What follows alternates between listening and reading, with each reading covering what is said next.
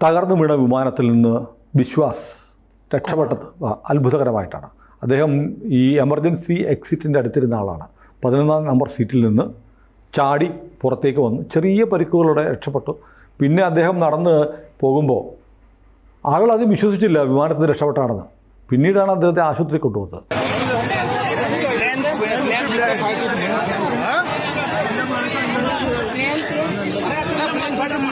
അദ്ദേഹത്തിൻ്റെ വാർത്തകളൊക്കെ വന്നു. പക്ഷേ അദ്ദേഹത്തിൻ്റെ രക്ഷപ്പെടലിന് ശേഷം അദ്ദേഹം പറഞ്ഞ ഒരു കാര്യമായി മാധ്യമങ്ങൾ ചർച്ച ചെയ്യുന്നില്ല. ഇപ്പോൾ ഏതു പത്രമെടുത്താലും ഏതു ചാനലെടുത്താലും അതിൽ വിദഗ്ധന്മാരുടെ വിലയിരുത്തലുകളാണ്. എന്നാൽ വിശ്വാസ് കുമാർ എന്ന ഈ മനുഷ്യൻ പറഞ്ഞ വളരെ പ്രധാനപ്പെട്ട ഒരു കാര്യം മാധ്യമങ്ങൾ റിപ്പോർട്ട് ചെയ്യുന്നില്ല. അദ്ദേഹത്തിൻ്റെ വീഡിയോ ലഭ്യമാണ്, നമ്മളെല്ലാം കണ്ടു. സോഷ്യൽ മീഡിയയിൽ ആ വീഡിയോ വരുന്നുണ്ട്. ആ വീഡിയോയിൽ പറയുന്ന കാര്യം NDTV റിപ്പോർട്ട് ചെയ്തു, ഹിന്ദുസ്ഥാൻ ടൈംസ് റിപ്പോർട്ട് ചെയ്തു, നമ്മളും ഇന്നലെ പറഞ്ഞു. വിമാനം പറന്നുയർന്നതിന് ശേഷം ഒരു സ്ഫോടന ശബ്ദമുണ്ടായി. എയർക്രാഫ്റ്റ് ആക്സിഡൻറ്റ് ഇൻവെസ്റ്റിഗേഷൻ ബ്യൂറോ ഇപ്പോൾ അന്വേഷണം നടത്തുകയാണ്.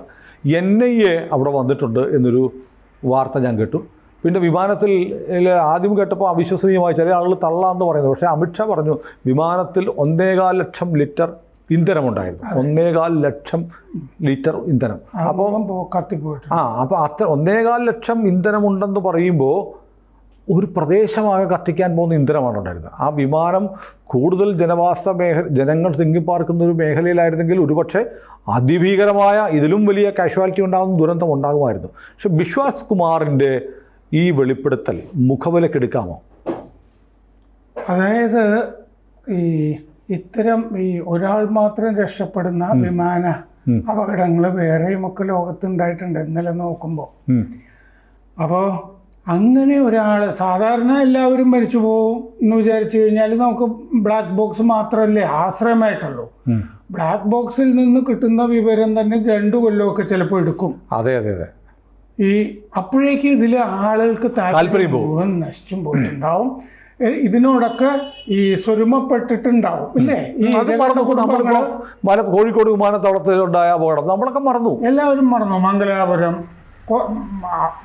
മറ്റേ മംഗലാപുരത്തൊക്കെ ആണെങ്കിൽ കേസ് കൊടുക്കാനൊക്കെ ആളുകൾ നടന്നിരുന്നു ഈ നഷ്ടപരിഹാരത്തിൻ്റെ ഒക്കെ. ഇത് വിശ്വാസ് കുമാർ പറയുന്നത് വിമാനം ടേക്ക് ഓഫ് ചെയ്ത് 30 സെക്കൻഡ് കഴിഞ്ഞപ്പോൾ ഒരു സ്ഫോടന ശബ്ദം കേട്ടു എന്നാണ്. അപ്പോൾ അപകടം സംഭവിക്കാൻ പോകുകയാണെന്ന് എനിക്ക് മനസ്സിലായി, തകരാൻ പോകുകയാണെന്ന് മനസ്സിലായി. ഞാൻ എൻ്റെ സീറ്റിൻ്റെ ഇവിടെ നിന്ന് ഇരുന്നിട്ട് എമർജൻസി എക്സിറ്റിൻ്റെ ആ ഡോർ തുറന്ന് ഞാൻ പുറത്തേക്ക് ചാടി. അത് അദ്ദേഹം ചെയ്യുന്നത് ഈ ഇടിച്ച് നിൽക്കുന്നതിന് തൊട്ട് മുമ്പാണ്. അപ്പോൾ ഇടിച്ചു നിന്നിട്ട് ഈ ഇന്ധനം കത്തലും സ്ഫോടനമൊക്കെ സ്വാഭാവികമാണ്, അത് നമുക്ക് പ്രതീക്ഷിക്കാം.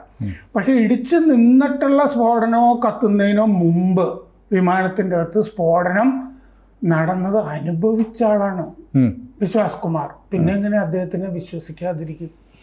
ഈ വിമാനത്തിൻ്റെ അകത്തൊരു സ്ഫോടനം എന്ന് പറയുമ്പോൾ ഒരു കുലുക്കവും കാര്യങ്ങളും ഒക്കെ ആണല്ലോ. നമ്മളിത് ചില ഗർത്തങ്ങളിലൊക്കെ ഈ വായു ഗർത്തങ്ങളിലൊക്കെ വീഴുമ്പോഴും ഒക്കെ അറിയാം, പോക്കറ്റുകളിൽ വീഴുമ്പോഴും ഒക്കെ അറിയാം. എന്ന് പറഞ്ഞതുപോലെ അദ്ദേഹം അനുഭവിച്ചതും രക്ഷപ്പെടണം. ഒന്നാമത് നമസ്കരിക്കേണ്ട ഒരാളാണ്. ആ കമ്മീഷണർ പറഞ്ഞല്ലോ അദ്ദേഹം ഒരു യോദ്ധാവാണെന്ന്. കാരണം ആ ജെ എന്ന് പറഞ്ഞ സീറ്റിലോ മറ്റോ പോയി ഇരിക്കേണ്ട ഒരാളാണ്, മാറ്റി. കാരണം ലിസ്റ്റിൽ വന്നപ്പോൾ ജെ ആയിരുന്നു, അവസാനം മറ്റേ ബോർഡിംഗ് പാസ് കൊടുക്കുമ്പോൾ സീറ്റ് മാറി കിട്ടിയ ഒരാളാണ്. ദൈവം കൊണ്ടുപോയി ആ സീറ്റിൻ്റെ അടുത്ത് ഇരുത്തിയ ഒരാളാണ്. ഒരു സാക്ഷിയെ വേണമെന്ന് ദൈവം തീരുമാനിച്ചു. അതാണ്. അപ്പോൾ അദ്ദേഹം പറയുന്നുണ്ട് സ്ഫോടനം നേരത്തെ ഉണ്ടായി. പിന്നെ ഇതുമായിട്ട് വിമാനപ്പെട്ട് വേറൊരു സാക്ഷി ഉണ്ടല്ലോ. ഈ അപകടത്തിൽപ്പെടുന്നതിന് മുമ്പൊരു സാക്ഷിയുണ്ട്. ഡൽഹിയിൽ നിന്ന് അഹമ്മദാബാദിലേക്ക് വന്ന വിമാനമാണ്. അപ്പോൾ ഇത് മുഴുവൻ ഇതിലൊന്നും ശരിയായിരുന്നില്ല. AC വർക്ക് ചെയ്യുന്നില്ല, അങ്ങനെയുള്ള പല സ്ക്രീൻ വർക്ക് ചെയ്യുന്നില്ല, സ്വിച്ച് വർക്ക് ചെയ്യുന്നില്ല, അതിൻ്റെ അകത്ത് ഒന്നും പ്രവർത്തിക്കുന്നുണ്ടായിരുന്നില്ല എന്ന് പറഞ്ഞ് എയർ ഇന്ത്യക്ക് പരാതി കൊടുക്കാനായിട്ട് വീഡിയോ ഒക്കെ എടുത്തിരുന്ന ഒരാളുടെ വീഡിയോകളും ഉണ്ട്. ഇതിൻ്റെ അകത്തൊന്നും ശരിയായി നടന്നിരുന്നില്ല. ഈ ഒന്നും ശരിയായി നടന്നിരുന്നില്ല എന്നുള്ളതിൻ്റെ തുടർച്ചയാണല്ലോ ഇത് ടേക്ക് ഓഫ് ചെയ്ത ശേഷം ഇതിന്റെ ചക്രം അകത്തേക്ക് പോയില്ല, ഫ്ലാപ്പുകൾ വേണ്ട വിധത്തിലായിരുന്നില്ല. അതെ, അത് പറക്കാൻ പറ്റിയ വിധത്തിലല്ല ഫ്ലാപ്പുകൾ. ടേക്ക് ഓഫ് ഇങ്ങനെ ഒന്നും ശരിയായിരുന്നില്ല എന്ന് പറഞ്ഞതിൻ്റെയൊക്കെ തുടർച്ചയില്ലേ പിന്നെ ഇതിൻ്റെ അകത്ത് ഉണ്ടാവുന്നൊരു സ്ഫോടനവും.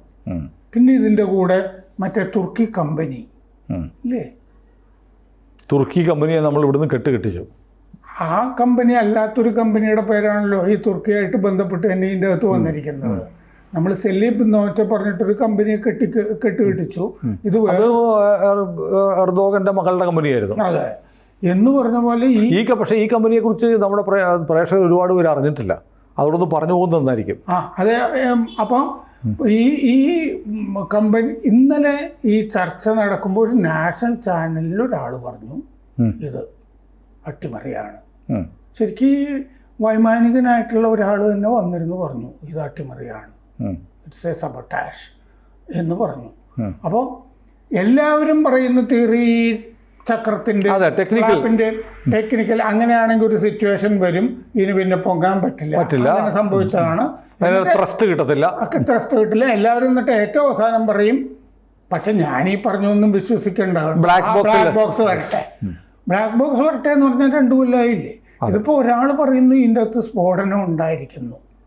പക്ഷേ വേണമെങ്കിൽ കൂടുതൽ സംശയിക്കാവുന്ന വിധത്തിൽ അതിൻ്റെ അകത്ത് മറ്റേ ഇത് റാഞ്ചുകളൊന്നും അതിൻ്റെ അകത്ത് ഉണ്ടായിരുന്നില്ല. കാരണം ഇനിയുള്ള ഇത്തരം പോരാട്ടങ്ങളിൽ റാഞ്ചുകളൊന്നും ആയിരിക്കില്ല.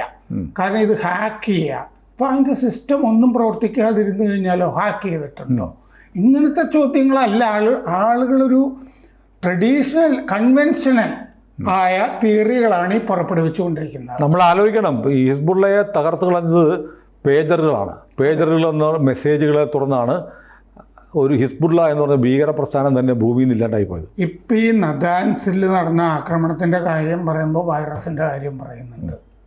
ഇതിൻ്റെ അകത്ത് അതും കൂടി ചേർന്നിട്ടുണ്ട്. അമേരിക്കയും ഇസ്രായേലും കൂടി ഡെവലപ്പ് ചെയ്ത ഇത് നദാൻസിൽ സിസ്റ്റത്തിനെയൊക്കെ ബാധിച്ചിട്ടുണ്ട് എന്നും പറയുന്നുണ്ട്. ഇങ്ങനെയാണ് ഇനി സൈബർ വാർഫെയർ ഇതിൻ്റെ ഒരു ഭാഗമല്ലേ? അങ്ങനെ വല്ലാതും ഒക്കെ ഈ സിസ്റ്റം വർക്ക് ചെയ്യാതെ പോയിട്ടുണ്ടോ എന്നുള്ളത്. ജേക്കബ് ഫിലിപ്പ് ഒരു ഇതൊക്കെ അനലൈസ് ചെയ്യുന്ന ഒരാളാണ്. മനോരമയിലെ സഹപ്രവർത്തകനുമായിരുന്നു, എഞ്ചിനീയറാണ് അദ്ദേഹം എഴുതിയതിൻ്റെ അകത്തും പറഞ്ഞിരിക്കുന്നത് ഈ ഫ്ലാപ്പിൻ്റെയും ചക്രത്തിൻ്റെ ഒക്കെ ഒരു കാര്യമാണ്. അതുമായിട്ട് യോജിച്ച് പോകുന്നതല്ല വിശ്വാസ് കുമാർ എന്ന് പറഞ്ഞ സാക്ഷിയുടെ മൊഴി, അനുഭവസ്ഥൻ്റെ സാക്ഷിയല്ല, അനുഭവസ്ഥൻ്റെ മൊഴി. അപ്പോൾ അതുകൊണ്ട് ഇതിൻ്റെ അകത്ത് സ്ഫോടനം ഉണ്ടായി എന്നുള്ളത് നടുക്കുന്ന ഒരു വിവരം തന്നെയാണ്.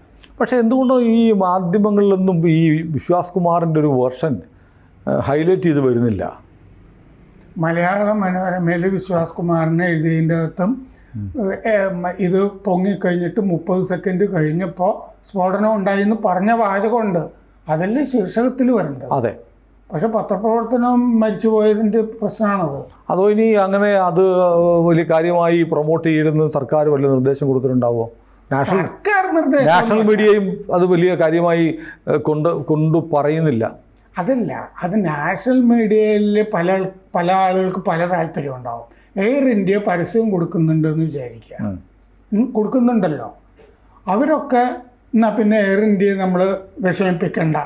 ഇന്നലെ ഈ അർണബ് ഗോസ്വാമിയാണ് ആ വീഡിയോയും ഈ മറ്റേ സബട്ടാഷ് ഉണ്ടായിരിക്കാം എന്നൊക്കെയുള്ള കാര്യങ്ങളൊക്കെ കാര്യമായിട്ട് പറഞ്ഞത്. കാരണം നമുക്ക് ചില കാര്യങ്ങളിലും നമ്മൾ പരസ്യം നോക്കണ്ട എന്ന് തീരുമാനിക്കണമല്ലോ. ഒരു കുഴപ്പം പിടിച്ച കാര്യം അല്ല, അങ്ങനെ ഈ അട്ടിമറി നടന്നെങ്കിൽ എയർ ഇന്ത്യ അല്ലല്ലോ ഉത്തരവാദി. പിന്നെ ഇതിൻ്റെ അകത്ത് എല്ലാവരും ഈ ഡ്രീം ലൈനർ എന്തോ ഒരു ഭയങ്കര സംഭവമാണ് എന്ന് പറഞ്ഞ ആദ്യം മുതലേ പറയുന്നുണ്ട്. ഏതാണ്ട് 1500ഓളം ഡ്രീം ലൈനറുകൾ പറക്കുന്നുണ്ട്. പക്ഷെ അതിൽ ഇതുവരെ ഒന്നും അപകടത്തിൽപ്പെട്ടിട്ടില്ല. ആദ്യത്തെ ഡ്രീം ലൈനർ ആണെന്ന് തോന്നുന്നു. അപകടത്തിൽപ്പെട്ടിട്ടുണ്ട്. എന്താന്ന് വെച്ചാൽ ആൾനാശം ഉണ്ടായിട്ടില്ല എന്ന് മാത്രമേ ഉള്ളൂ. ആദ്യമായിട്ടാണ് ഈ ആൾനാശം ഉണ്ടാവുന്നത്. ഇത് വെറുതെ ഇരുന്ന് ഹീത്രോ എയർപോർട്ടിൽ കത്തിയിട്ടുണ്ട് ഈ വിമാനം. അല്ല, ജപ്പാനിൽ വെച്ചിട്ട് ഇതിന്റെ ബാറ്ററി പാക്കിൽ തീപിടുത്തം ഉണ്ടായിട്ട് ഗ്രൗണ്ട് ചെയ്തിരുന്നു.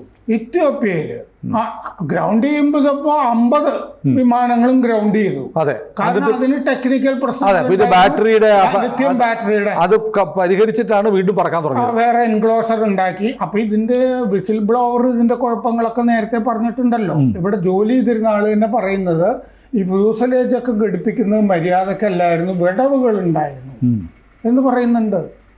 ഫ്യൂസലേജാണല്ലോ ഇതിൻ്റെ പ്രധാനപ്പെട്ട ഭാഗം.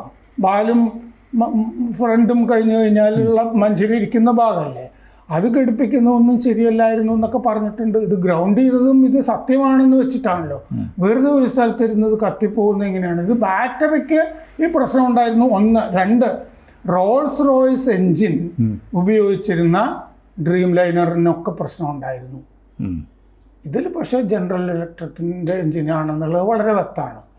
അപ്പോൾ ഈ അനുഭവസ്ഥൻ്റെ സ്ഫോടനം ഉണ്ടായിരുന്നു എന്നുള്ളത് കുറച്ചും കൂടി എന്തെങ്കിലും ഒരു സ്ഫോടകം ഇതിൻ്റെ അകത്ത് വെച്ചിരുന്നോ ആരെങ്കിലും, അത് നേരത്തെയും ഡിറ്റക്റ്റ് ചെയ്യാതെ പോയിട്ടുണ്ടോ എന്നുള്ളതാണ്.